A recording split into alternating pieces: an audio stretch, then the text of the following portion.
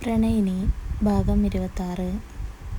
ദേഷ്യത്തിൽ ഡോർ തുറന്ന് അകത്തേക്ക് കയറിയ എഡ്ഡി തലയണിയിൽ മുഖം അമർത്തി വെച്ച് ശാന്തമായി ഉറങ്ങുന്ന ആരുവിനെ നോക്കി നിന്നുപോയി. എന്ത് വലിയ ദേഷ്യമാണേലും അവളുടെ ഉറക്ക് നഷ്ടപ്പെടാൻ അവൻ ആഗ്രഹിക്കാത്തത് കൊണ്ട് എഡ്ഡി ഇരച്ചു കയറുന്ന ദേഷ്യം ഒരുവിധം അടക്കി പിടിച്ചുകൊണ്ട് അവിടെയുള്ള ചെയറിൽ പോയിരുന്നു. എന്തിനാ ആദ്യ നീ എന്നോട് കളവ് പറഞ്ഞത്? ഞാൻ നിന്നോട് ചോദിച്ചപ്പോഴെങ്കിലും നിനക്ക് എന്നോട് പറയാമായിരുന്നു. പക്ഷെ നീ അത് ചെയ്തില്ല. അതും ആ നന്ദന് വേണ്ടി. അവനെ സംരക്ഷിക്കാൻ മാത്രം ഇനിയും എന്ത് ബന്ധമാണ് നിനക്ക് അവനുമായി? ആരുവിനെ നോക്കിക്കൊണ്ടവൻ മനസ്സിൽ പറഞ്ഞുകൊണ്ടേയിരുന്നു. എന്തുകൊണ്ടോ ആ കാര്യത്തെപ്പറ്റി ഓർക്കുന്തോറും അവനിൽ വല്ലാത്തൊരു ദേഷ്യം ഉയർന്നു വരുന്നുണ്ടായിരുന്നു. അടക്കാനാവാത്ത അത്രയും. പക്ഷേ അതൊക്കെയും അടക്കി പിടിച്ചുകൊണ്ടവൻ അവൾ ഉണരുന്നതിന് വേണ്ടി കാത്തിരുന്നു. അവൾക്ക് പറയാനുള്ളത് എന്താണെങ്കിലും അത് കേൾക്കാനായി. കുറച്ചു നേരത്തിന് ശേഷം പതിയെ മിഴികൾ വലിച്ചു തുറന്ന ആരു അടുത്തുള്ള ചെയറിൽ തലയ്ക്ക് കൈയും കൊടുത്തിരിക്കുന്ന എഡ്ഡിയെ ഒന്ന് നോക്കി. എഡ്ഡിച്ച. പതിഞ്ഞ ശബ്ദത്തിലുള്ള ആരുവിൻ്റെ വിളി കേട്ടപ്പോൾ അവൻ മുഖമുയർത്തി അവളെ നോക്കി. അപ്പോൾ അവൻ്റെ മുഖം കണ്ടപ്പോൾ, ചുവന്ന് കലങ്ങിയ കണ്ണുകൾ കണ്ടപ്പോൾ ആരു പകപ്പോടെ അവനെ നോക്കി. എന്തു പറ്റി? മുഖമൊക്കെ വല്ലാതെ വിതുമ്പാനൊരുങ്ങുന്ന ചുണ്ടുകളോടെ അവൾ ചോദിച്ചപ്പോൾ അവളുടെ ആ പാവം കണ്ട അവൻ അസ്വസ്ഥതയോടെ ഒന്ന് തലകുടഞ്ഞു. പിന്നെ ചെയറിൽ നിന്നും എഴുന്നേറ്റ് കൊണ്ട് അവൾക്കരികിൽ ചെന്നിരുന്നു. അവളും അവൻ്റെ മുഖത്തേക്ക് തന്നെ നോട്ടം പായിച്ചു കൊണ്ടിരുന്നു. എന്തിനാ ആദ്യ നീ എന്നോട് കളവ് പറഞ്ഞത്?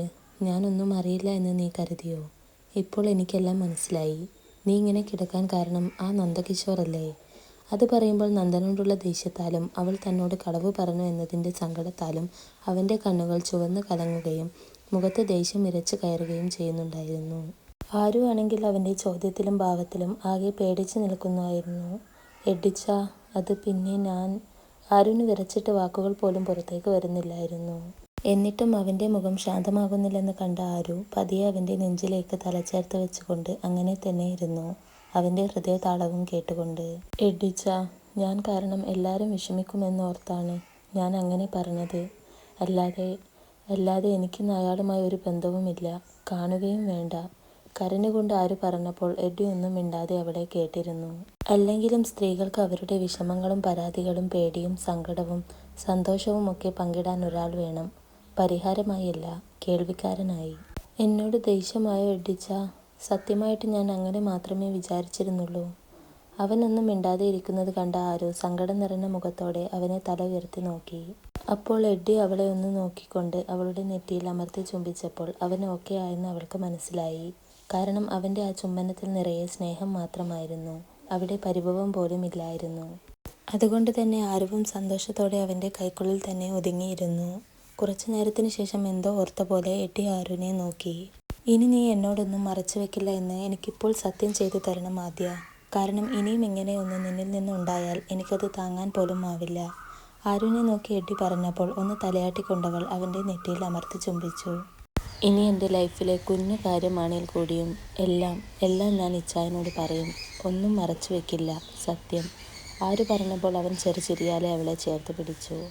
അപ്പോൾ ആ സമയം അത്രയും അവരുടെ റൂമിലെ ജനലിൻ്റെ ഇടയിൽ നിന്ന് അവർ പറയുന്നതും പ്രവർത്തിക്കുന്നതും ഒക്കെ കണ്ട നന്ദൻ വേദനയോടെ കണ്ണുകൾ അടച്ചു തുറന്നു. പക്ഷെ അവൻ്റെ മിഴികളിൽ അപ്പോൾ വാശിയായിരുന്നു. എന്ത് വില കൊടുത്തും എങ്ങനെയെങ്കിലും ആരുവിനെ നേടണമെന്നുള്ള വാശി. ചുവന്നു കലങ്ങിയ മിഴികളോട് കൂടെ അവൻ മുന്നോട്ടേക്ക് ഒരു കാലെടുത്ത് വെച്ചപ്പോൾ തന്നെ ഒരു കൈ വന്നവനെ പിടിച്ചു വലിച്ചുകൊണ്ട് അവിടെയുള്ള മുറിയിലേക്ക് കയറ്റിയിരുന്നു. കൈയൊന്ന് കുടഞ്ഞുകൊണ്ട് നന്ദൻ തന്നെ പിടിച്ചു വലിച്ച വ്യക്തിയെ മുഖമുയർത്തി നോക്കിയപ്പോൾ കണ്ടു, ചുവന്നു കലങ്ങിയ കണ്ണുകളോടെ തന്നെ ഉറ്റുനോക്കുന്ന കീർത്തൂനെ. എന്തിനാ എന്നെ ഇങ്ങോട്ട് പിടിച്ചു കൊണ്ടുവന്നത്? പതർച്ചയേതുമില്ലാതെ ഒരപരിചിതനെ പോലെ സംസാരിക്കുന്നവനെ അവൾ ഒരു നിമിഷം നോവോടെ നോക്കി. പക്ഷേ ആരുവിനെയും എഡ്ഡിയെയും ഓർമ്മ വന്നപ്പോൾ പെയ്യാൻ വെമ്പി നിൽക്കുന്ന കണ്ണുനീരിനെ പിടിച്ചു കെട്ടിക്കൊണ്ട് കീർത്തു നന്ദനെ ദേഷ്യത്തിൽ നോക്കി. അവനും ഗൗരവത്തിൽ അവളെ നോക്കി നിന്നു. അതുതന്നെയാണ് എനിക്കും ചോദിക്കാനുള്ളത്. എന്താ നിങ്ങളുടെ ഉദ്ദേശം? ഈ കാണിക്കുന്നതിൻ്റെയൊക്കെ അർത്ഥം എന്താണ്? ഒരു കിതപ്പോടെ അവൾ ചോദിച്ചപ്പോൾ അവൻ പുച്ഛം കലർന്ന ചിരിയോടെ അവളെ നോക്കി. ഞാനിവിടെ എന്തിനു വന്നു എന്നും എൻ്റെ ഉദ്ദേശം എന്താണ് എന്നും ഞാൻ പറയാതെ തന്നെ നിനക്കറിയാലോ. എന്നിട്ടും ഒരു ചോദ്യം. എന്താണ്? അവൻ്റെ വാക്കുകൾ അവളെ അങ്ങേയറ്റം ചൊടിപ്പിക്കുന്നുണ്ടായിരുന്നു. നിങ്ങൾക്ക് നാണമില്ലേ വീണ്ടും അവൾക്ക് വേണ്ടി വരാൻ? എന്താ ആ നശിച്ചവളെ മടുത്തോ? കീർത്തു ദേഷ്യത്തിൽ വെറുപ്പോടെ ചോദിച്ചപ്പോൾ ശില്പയെപ്പറ്റി പറഞ്ഞതിൽ ഒരു തരിമ്പ് ദേഷ്യം പോലും നന്ദൻ്റെ മുഖത്ത് വന്നില്ല എന്നവൾ അത്ഭുതത്തോടെ നോക്കി കണ്ടു. പറയാനുള്ളതൊക്കെ പറഞ്ഞു കഴിഞ്ഞോ? ഇനി എനിക്ക് പറയാനുള്ളത് കേട്ടോ. എനിക്ക് അരുവിനെ വേണം. അതിന് തടസ്സമായി നിൽക്കുന്നത് ആരായാലും, അത് നീ ആയാൽ പോലും ഞാൻ എന്തെങ്കിലും ചെയ്തു പോകും. കാരണം അവളെ എനിക്ക് വേണം. ഭ്രാന്തമായ ആവേശത്തോടെ നന്ദൻ പറഞ്ഞപ്പോൾ കീർത്തു തരിച്ചു കൊണ്ടവനെ നോക്കി. അപ്പോൾ അവളുടെ മനസ്സിൽ നിറയെ എങ്ങനെയെങ്കിലും അവനെ കാര്യം പറഞ്ഞ് മനസ്സിലാക്കി ആരുവിൻ്റെ ലൈഫിൽ നിന്നും ഒഴിവാക്കണമെന്നേ ഉണ്ടായിരുന്നുള്ളൂ. കാരണം ആരുവിനെ ഇനി എഡിനിൽ നിന്ന് പിരിക്കാൻ ദൈവത്തിന് പോലും ആവില്ലെന്ന് കീർത്തുവിന് അറിയാമായിരുന്നു. ഇനി അതിന് നന്ദൻ ശ്രമിച്ചാൽ അവൻ്റെ കാലനായി എഡി മാറും എന്നവൾ ഭയത്തോടെ ഓർത്തു. ഞാൻ പറയുന്നത് നിങ്ങളൊന്ന് കേൾക്കൂ. അവളിപ്പോൾ നിങ്ങളുടെയല്ല. ഇനി ഒരിക്കലും ആവുകയുമില്ല. കാരണം അവൾ ചേട്ടായിയുടെ പ്രാണനാണ്. അവർക്കിടയിൽ നിങ്ങൾ കടന്നു ചെല്ലരുത്. കീർത്തു സമാധാനത്തോടെ പതിയെ പറഞ്ഞപ്പോൾ നന്ദൻ ഒരു നിമിഷം മിണ്ടാതെ അവളെ നോക്കി. ഓഹോ, നീ അവരുടെ ഭാഗത്ത് തന്നെയാണല്ലേ. നിനക്ക് അർണവിനെയും ആരുവിനെയും ഒക്കെ കഴിഞ്ഞേ ഞാനുള്ളൂ അല്ലേ. നന്ദൻ ദേഷ്യത്തിൽ അവളുടെ ഇരു തോളിലും പിടിച്ച് കുലുക്കിക്കൊണ്ട് പറഞ്ഞപ്പോൾ കീർത്തു നിർവികാരമായി അവനെ നോക്കി നിന്നതേ ഉള്ളൂ. എല്ലാരെക്കാളും എനിക്ക് വലുതായിരുന്നു ഏട്ടൻ. ഇപ്പോൾ ആ സ്ഥാനം ഇല്ലാതാക്കിയതും ഏട്ടനല്ലേ. അവൾ അത് പറഞ്ഞപ്പോൾ അറിയാതെ നന്ദൻ്റെ കൈകൾ അവളിൽ നിന്നും താഴെ കൂർന്നിരുന്നു. എന്ത് പറയണമെന്നറിയാതെ ഒരു നിമിഷം മിണ്ടാതെ നിന്ന നന്ദൻ പിന്നീട് കീർത്തുവിനെ ഒന്ന് നോക്കിക്കൊണ്ട് പുറത്തേക്ക് നടന്നു. എന്നാൽ ഡോറിനരികിലെത്തിയപ്പോൾ ഒന്ന് നിന്നുകൊണ്ടവൻ തിരിഞ്ഞു നോക്കി. ചെയ്തതൊക്കെ തെറ്റാണെന്നറിയാൻ വൈകിപ്പോയി. ഇനി അതൊക്കെ തിരുത്താനുള്ള സമയമാണ്. അതിൻ്റെ മുന്നോടിയായി ആരുവിനെ ഞാൻ സ്വന്തമാക്കും. ഏട്ടനോടുള്ള സ്നേഹം കുറച്ചെങ്കിലും ഉള്ളിലുണ്ടെങ്കിൽ, ഏട്ടൻ പഴയതുപോലെ ആവണമെന്ന ആഗ്രഹമുണ്ടെങ്കിൽ എഡി ആരു റിലേഷൻഷിപ്പ് നീ ഒന്ന് ഒഴിവാക്കി തരണം. ഇത് ഏട്ടൻ്റെ അപേക്ഷയാണ് മോളെ.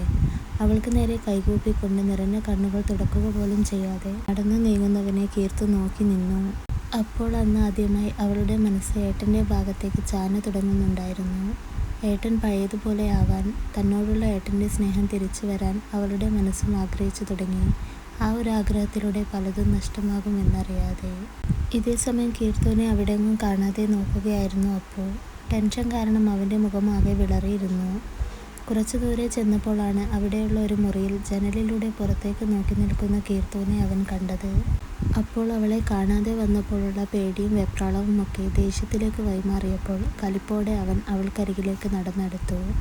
എന്നാൽ ആ സമയം അതൊന്നും അറിയാതെ നന്ദനെ പറ്റി ഓർത്ത് വേദനിച്ചിരിക്കുകയായിരുന്നു കീർത്തു. അപ്പു വന്നവളെ പിടിച്ചു വലിച്ച് മുന്നിൽ നിർത്തി മുഖം നോക്കി ഒന്ന് കൊടുത്തപ്പോഴായിരുന്നു അവൾ ഞെട്ടിക്കൊണ്ട് ചുറ്റും നോക്കിയത്.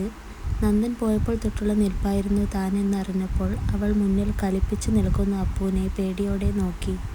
അപ്പുവേട്ടാ, ഞാൻ മിണ്ടരുത് കീർത്തിനി.